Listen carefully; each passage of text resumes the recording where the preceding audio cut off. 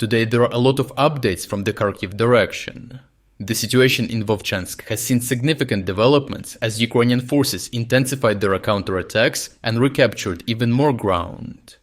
Different analyst reports indicate substantial gains by Ukrainian forces, who have managed to recapture key positions to the west and northeast of the city. In a significant development, Ukrainian forces recently conducted their first ever strike with fighter jets on Russian territory, targeting a Russian command center and massive ammo depot near Belgorod. The strike resulted in a large-scale fire with secondary detonations, causing fear among the local population.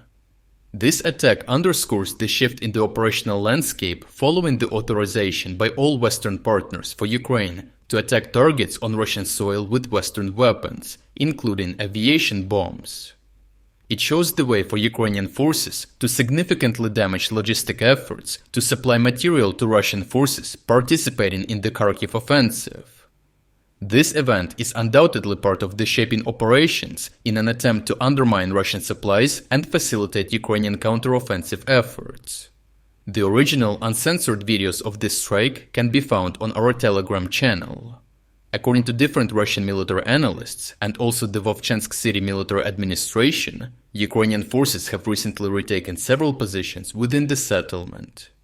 Ukrainian officers have confirmed that most of Vovchansk remains under Ukrainian control, suggesting that recent tactical counterattacks have been successful in driving Russian forces out of central areas, with some Russian soldiers now surrounded and cut off. Reports indicate that Ukrainian forces are increasing their efforts in the northern part of Vovchansk, attempting to eliminate the salient by recapturing territory block by block to the west. For their part, in what appears to be a desperate attempt, the Russians are still trying to attack the industrial zone around the aggregate plant located in the south, where Ukrainian forces have concentrated their primary area of force buildup. This movement puts Russian forces at an evident risk of being cut off if Ukrainian advances to the west continue at their current pace. Recent geolocated footage shows the success of Ukrainian counterattacks. The first video shows a Russian soldier walking unarmed along a Vovchansk street to the Ukrainian side because he decided to surrender and remain alive.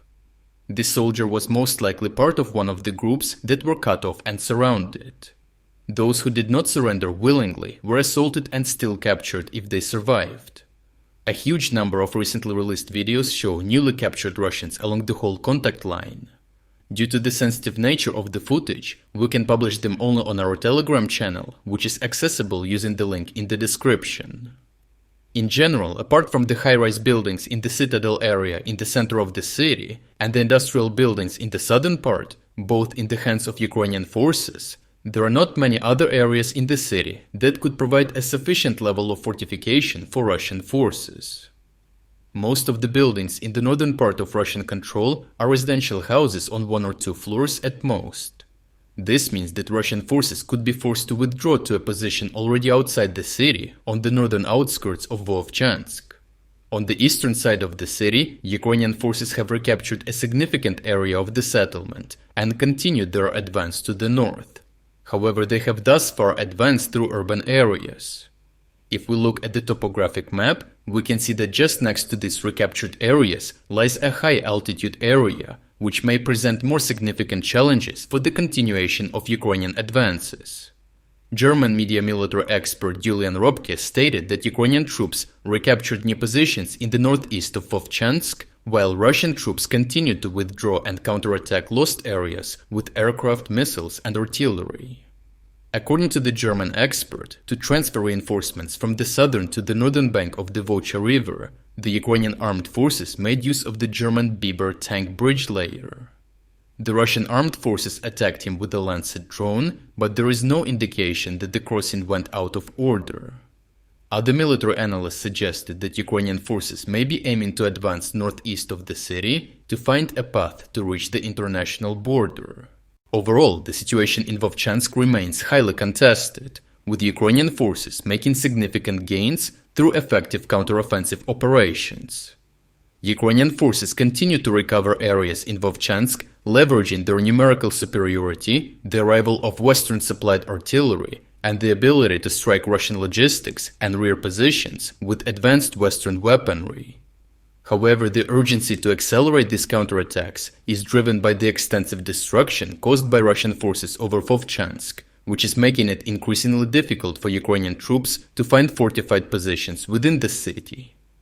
Hopefully, Ukrainian forces will liberate Vovchansk entirely as soon as possible in order to secure and prepare fortified positions in the field areas north of the city.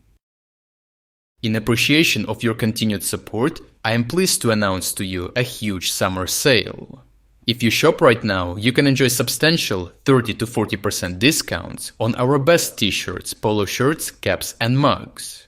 If you wanted to support my work but never got a chance before, now is an ideal opportunity to make a purchase.